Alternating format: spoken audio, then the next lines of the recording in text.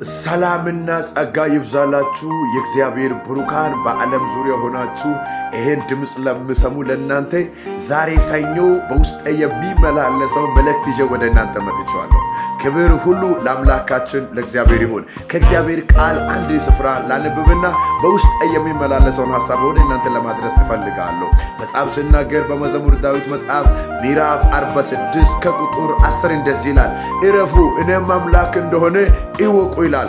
እረፉ እኔም አምላክ እንደሆነ እወቁ ይላል። ወዳጆቼ ይሄን ድምጽ ለምሰሙ በዓለም ዙሪያ ያላችሁ በሙሉ እግዚአብሔር ካላችሁበት መከራ፣ እግዚአብሔር ካላችሁበት ችግር፣ እግዚአብሔር አሁን ካላችሁበት ሁኔታ ያሳርፋል። ኢየሱስ ጌታ ነው። እህቴ እግዚአብሔር ያሳርፍሻል። ወንድሜ እግዚአብሔር ያሳርፋል።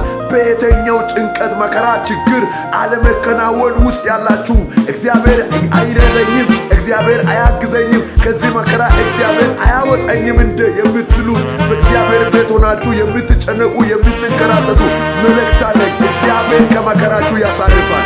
እግዚአብሔር ከጭንቀታችሁ ያሳርፋል። እግዚአብሔር አሁን ካላችሁበት መከራ፣ እግዚአብሔር አሁን ካላችሁበት ችግር በኢየሱስ ክርስቶስም ያሳርፋል። እግዚአብሔር እኔን ያሳርፈኛል በሉት። ይሄን ተናገሩት። እግዚአብሔር እኔን ያሳርፈኛል። በእግዚአብሔር ከመከራ አርፋለሁ፣ በእግዚአብሔር ከችግር አርፋለሁ እያላችሁ ይሄን ከኔ ጋር አውጁ። እግዚአብሔር ያሳርፋችኋል። ተባረኩ።